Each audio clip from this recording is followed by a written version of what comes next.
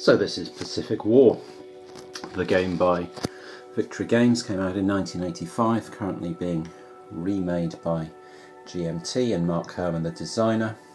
Yeah, GMT have just announced the reproduction, I wouldn't say the reprint, but a new version of another Victory Games classic, Vietnam, 1960, whatever it is, 65 to 75. If I reach behind me, just lean back a little bit and grab it off the shelf here. This game here, that's being remade by GMT. Unfortunately, they're going to make it as a 3-map game, which will not fit on my table, so I won't be buying it. I'm very, very pleased that they didn't tinker around with Pacific War and managed to keep this to 2 maps. I think they're going to be mounted maps, if I remember correctly, which will be lovely. But yeah, Vietnam's been turned into a 3-mapper, much to my... Well, no, I'm not annoyed because I've got the Victory Games version and I can play that. I suppose it would be nice to have an updated rule set and a slightly cleaner graphic design on it and all the rest of it, much like this. But there we are, can't have everything. I might, God, depending on what the price is, I might pick it up anyway and see if I can just play the smaller battles or the 2-map scenarios, 1 and 2-map scenarios, maybe. So I'll still give it the benefit of the doubt, I suppose, having got over my annoyance at the 3-map thing. Right, this is Pacific War. Let's talk about this instead of that. This is the Battle of Midway, which I thought would be an interesting contrast with the Coral Sea that I just did. And the reason, one of the chief reasons for that is, firstly, it's a 2-map game. You can see here, so we've got the American fleet down here on the Hawaiian Islands, Pearl Harbor, that area. Then we've got some American forces on just here on the French frigate Shoals, out here on Midway, and then in Alaska and the Aleutian Islands up over here, and they are facing off against some Japanese forces. We've got some forces you can see in the Marshalls, some task forces there and a force there. You can see some sort of force here. Then you've got some Japanese forces out here, and then you can see some stacks in the Marianas and some fleets over on the Japanese mainland. And the key change here, apart from the 2-map thing, is the operational condition. And if you remember at Coral Sea, that was intercept. Here we have got carrier ambush, ambush CV, and that completely changes the game. So what's going to be great to watch here is how the operational condition impacts the options and opportunities for both players. So ambush CV means that as we go through this operational contact phase, which will begin with the Japanese moving their fleets and moving their counter along this track, and every time we get a grey box we clock another day forward on the time track. So each hex moves the counter forward a box, and then each grey box moves us forward a day. The Japanese are going to get to make moves on that. The Americans can stop them at any time because they're ambushing, and the Americans then get twice as many moves. So for each hex that the Japanese have moved, the Americans can move twice. So that's one key difference. A second key difference is that in the first air combat, sorry, in the first air mission step, attacks on carriers, light carriers and escort carriers have the hits inflicted on them doubled. So if you can, in this first step here, you move out of these contact phases, the Americans do their reaction contact phase, the Americans will automatically have advantage going into the battle cycle And if in this air mission stage here, advantage air mission, they can inflict hits on Japanese carriers, all those hits will be doubled. And there are also penalties on how much cap carriers can fly because they're taken by surprise, and their flat combat automatically happens after the attacks have happened, even if the carriers were alerted as the aircraft came in. So there are all kinds of additional penalties or bonuses for the ambushing player. You get to double your hits on carriers, you don't get to face much cap, and you don't get to face flak on the way in. So the Americans would be foolish to stop the Japanese fleets from closing in until they are at a point where their carrier group can get to them and launch that strike. So what they need to do is have them identified so that they've got something to strike at. So this is again a game of cat and mouse, with the Americans trying to spring a trap, having successfully identified the Japanese carrier fleet.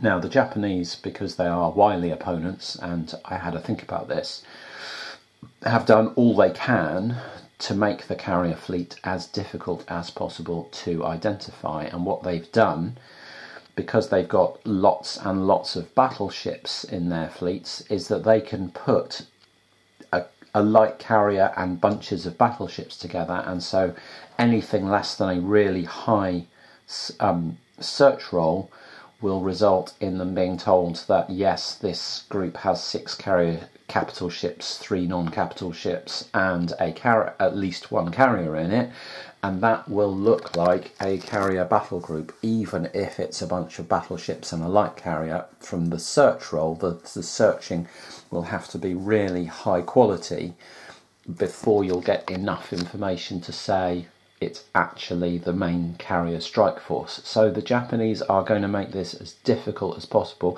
which they've got to do given all the ambush CV advantages that the Americans get.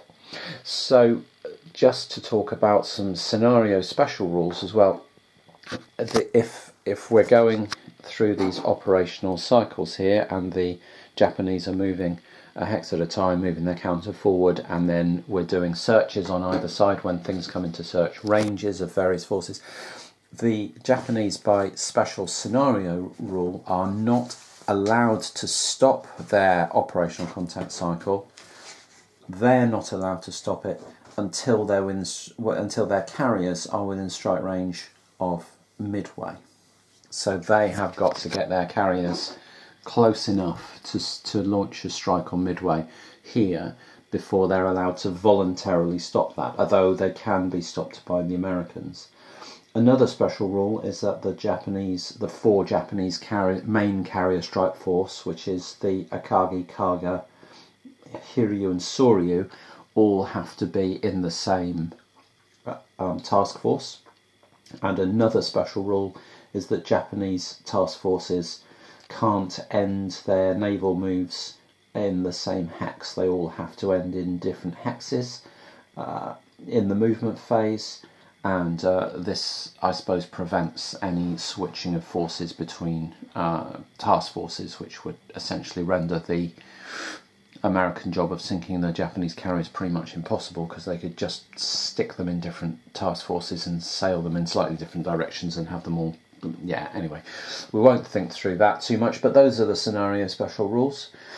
And the Japanese are only allowed to conduct amphibious assaults on their amphibious assault targets. So I should also mention that, as well as trying to capture Midway, they are trying to capture some islands in the Aleutians, which are over here. We have some Americans here, but they would really like to take Attu Island here and Kiska here. So those 2 islands there, and then across the Pacific here, Midway, they'd like to capture there. Those are their goals. The Japanese would like to capture Midway, Kiska and Attu, and sink more capital ships than they lose. If they can do that, that's a substantive victory. If they just capture Kiska and Attu and sink more capital ships than they lose, then they'll call that a win, and then the Allies want to hold on to Midway and sink lots of Japanese carriers. I think, yeah, that's pretty much it. We've got submarines in this battle as well, I should point that out. Submarines have a special phase in the combat segment and can attack in the contact phase as well, which is interesting. So let's get on with it. I'm not going to talk through any more rules. I think that's probably enough to give an overview of what's happening here. So let's get into it, think about what the Japanese are going to do, and I suppose I just need to appraise myself of what aircraft the Americans have based where, so that we know at what point roughly we might start getting search rolls for incoming naval units.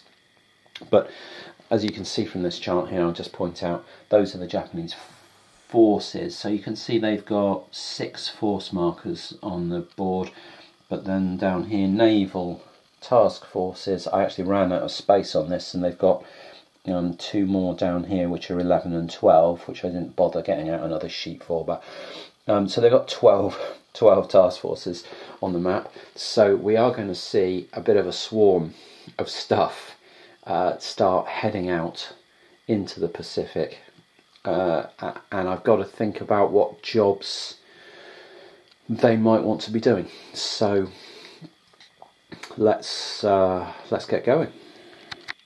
Here at Midway then in Pacific War, the Americans just had the first search roll of this conflict. They were on day 5. So the Japanese have moved to 13 hexes, I think. Judging by the track, should have moved 13 hexes. Let's see if that looks right. They set off from here. 1, 2, 3, 4, 7, 8, 9, 10, 11, 12, 13. Perfect. And the American planes based out of here have just had a search, a long range search in there, and not found anything. So you can see a large Japanese fleet making its way across the ocean there, and some other ships closing in on Midway as well. So quite a force approaching here. This is a force on the island, but this is all naval. This is a force on an island, but that's naval. These 2 are naval forces, and then there's more out over there. So you can see all this stuff closing in, and the Americans have got a job on to work out what it is that they're meant to be trying to blow up in their ambush. Yeah, interesting. I'm not quite sure, for example, given that we've had 13 moves, the American carrier fleet could now, well, all the American naval or navies could have 26 moves. I wonder where that would take them to from here. If we sailed out 1, 2, 3, 4, 5, 6, 7, 8, 9, 10, 11, 12, 13, 14, 15, 16, 17, 18, 19, 20, 1, 2, 3, 4, 6. So if they forced the Japanese to stop moving there, they could engage it with their own fleet. But they'd been taking a gamble on being able to identify things as they closed in from carrier aircraft as they closed in, and I don't know if that looks like a viable proposition. I very much doubt it is, and yeah, I'm not sure I'd want to put a carrier fleet in here right now, or in here right now, because there's a lot of battleships in there. There's a lot of battleships in there, and that's the whole point of the Japanese strategy.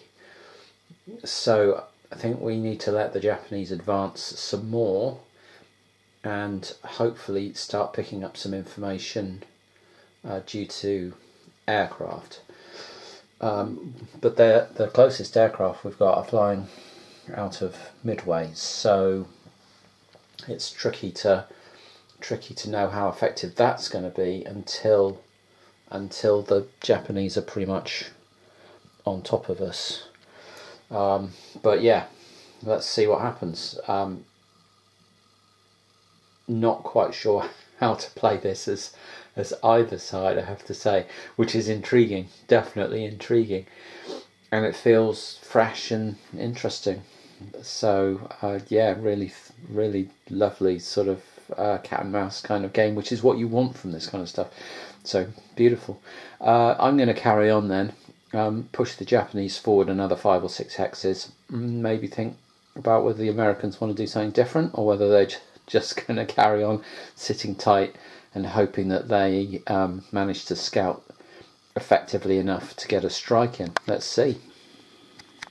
Here we are at Midway then in Pacific War, and we're just through the 24th round of the Operation Player Contact phase. So the Japanese player has now moved forces that he wants to 24 hexes, and it's crunch time here at Midway. The American forces here are on Midway. They've just rolled some searches. I'm using these coloured cubes to show what they know about various task forces coming towards them based on the information they've got.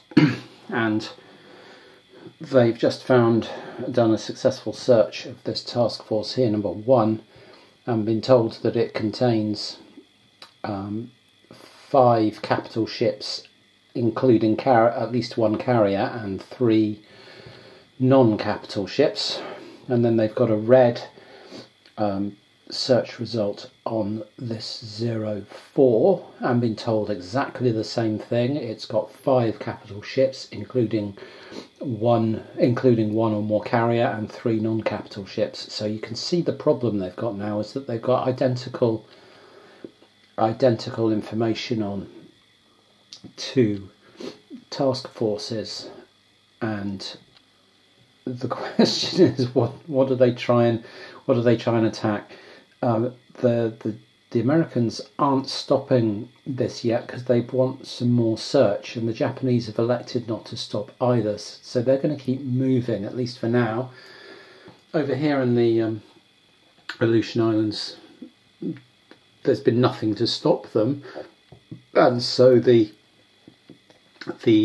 Japanese have just turned up and unloaded troops onto the 2 islands that they're trying to take and sailed away again. So all the action here now, and we're going into 22, 20. This will be 22, 23, 24, 25. This will be, and that will bring us on to day 9 out of 28 in the game. So let's see what happens. Just for information, the quality of your searches goes green, blue, red. So green's the best. They haven't had any of those. Blue, and then red. So let's do another round of Japanese movement and then search and see where we are after the next round of this contact phase. So the Japanese took another move, and the American searches were pretty poor, and they didn't pick up anything new apart from a red result on this, which didn't change the information they had, and the Japanese have chosen to stop. So we're on day 9, and the Americans technically now have 22, 25, 50 moves with their naval forces and 25 ground and air.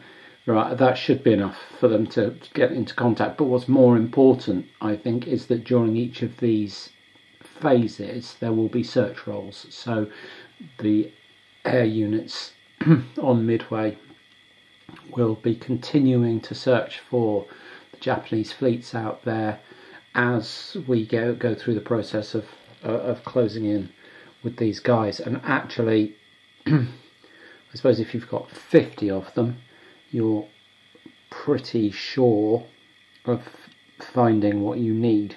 But at the moment they the moment they haven't found what they need. And I'm sort of going to sail, I think I'm going to sail the main American fleet out towards the Aleutians out this way and around here, because I'm wary of what this is, and I don't want to run into whatever it is. I want to get my carriers safely in position to blow things up when I find things to blow up. So I think we're coming around in a bit of a loop and coming in from this direction at this Japanese force, and we'll hope to cause some damage that way when we find things. So yeah, we're on to the reactive player contact phase, part 1. So I'm going to start moving the Americans, and I'll come back when the search situation seems a little clearer. It's Pacific War, it's the reaction player contact phase. The Americans are on the move, and we are reaching another sort of crunch time. So you can see from all the cubes over here that the Americans have pretty much successfully scouted. They've got some intel on pretty much everything apart from this task force over here. However, that's 1, 2, 3, 4, 5 hexes from Midway, so if that were the carrier group, it wouldn't have been legal for the Japanese to stop. So the carrier group must be one of these. They know that doesn't have carriers.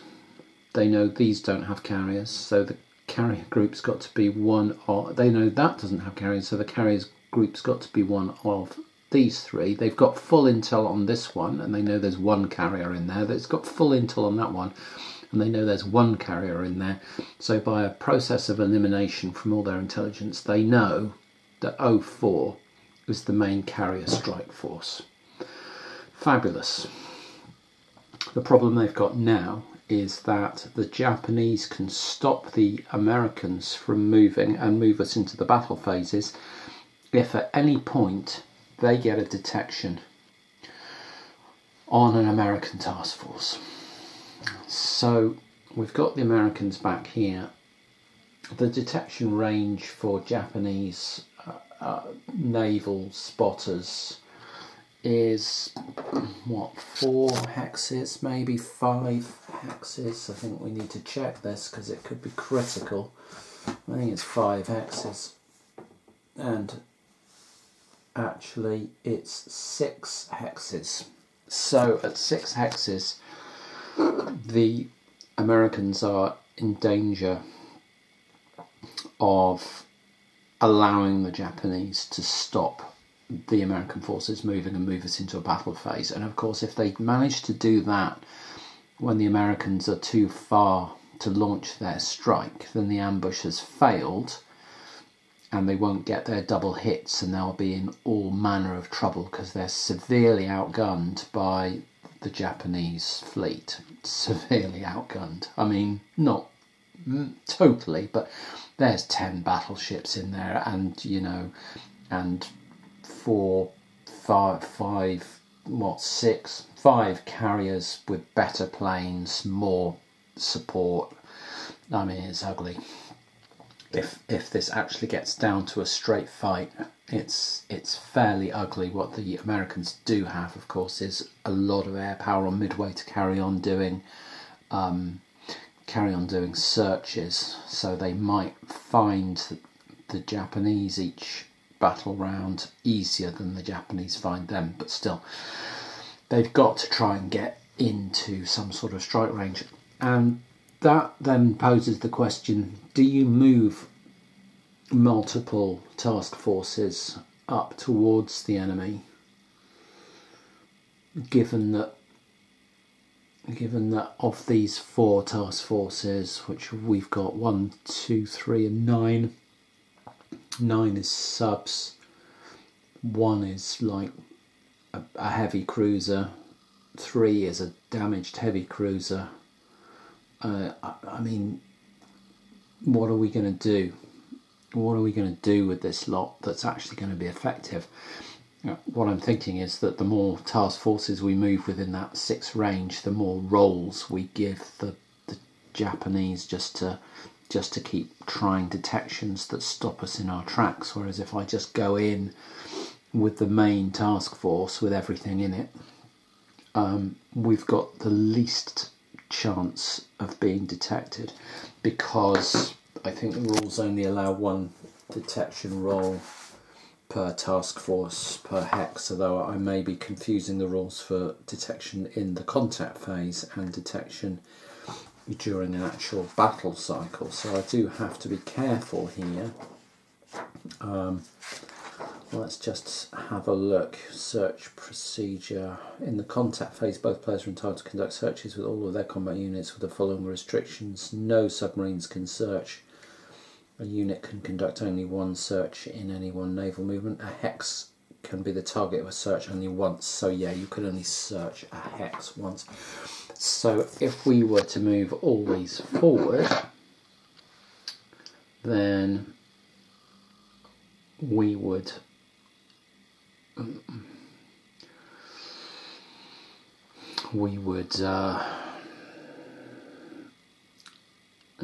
maximise the opportunities to get found. However, it just occurred to me that I've been being daft. The Americans are not subject to the same restrictions of only having one task force in a hex, so they could pile all these task forces into the same hex and still only allow that one hex to be searched, and it wouldn't change one iota. So cool, that's what they're going to do then. So I will do some messing around to get these all into one hex, and then we will make a final advance to see if we can sneak up on the Japanese without being found ourselves. Let's give it a go. Okay, so the American task forces are closing in on the Japanese. I'm going to do this little bit on segment because it's just a few rolls. They're only allowed one search per move for exactly the same reasons. We are staying out of range of anything that might possibly have the chance to detect us over here. So we are hanging back here. I suppose we know that's a submarine, but hell, what advantage is it doing us? It's not like we're going to do anything over there that we can't do. I suppose we know that we can't do. I suppose we can move forward one more hex. 1, 2, 3. That gets us slightly closer to maybe recapturing something, but all the action's going to be in here. So we are going to move the marker forward another spot on the track, and we are going to move forward another one into here, and we are now at range 1, 2, 3, 4, 5 from the Japanese, who are going to search for us. Range 5, and they've got a carrier in there so they've got combat aircraft which will find us on a 0 or 1, and that's an 8, and we're still undetected. We'll move the marker forward another one, and we're coming into here, and we are now at range 4.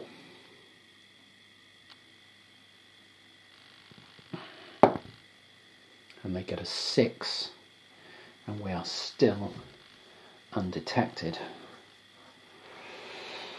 And we are going to come into here. Now at this point I think we're home and dry, because even if we get detected and stopped now, we'll still be able to move close enough, which needs to be 3 hexes because our planes have a range of 7. 1, 2, 3, 4, 5, 6, 7 wouldn't make it. But if we had we'll automatically have the initiative in the first battle cycle because we're on ambush, and so we are good here. But at range 3, the Japanese are going to roll to detect us, and they get an 8, and they are still unaware of us. That's fantastic news. And what that means is that we can stop here and take the Americans into, just call an end to our reaction contact phase at this point, and go into the battle cycle, and we're going to get advantage movement. and then we could get detected at that point, obviously. Yeah, so it really doesn't make any difference. Yeah, we'll stop here. And so we are now going into the lighting determination phase. Well, the Americans get to choose this because it's an ambush phase. So they will pick day PM, I think, because what that means is that what they're hoping to do is, if they pick day PM, what they're hoping to do is launch their strike, sink a lot of carriers, be out of range of getting mugged by anything, and then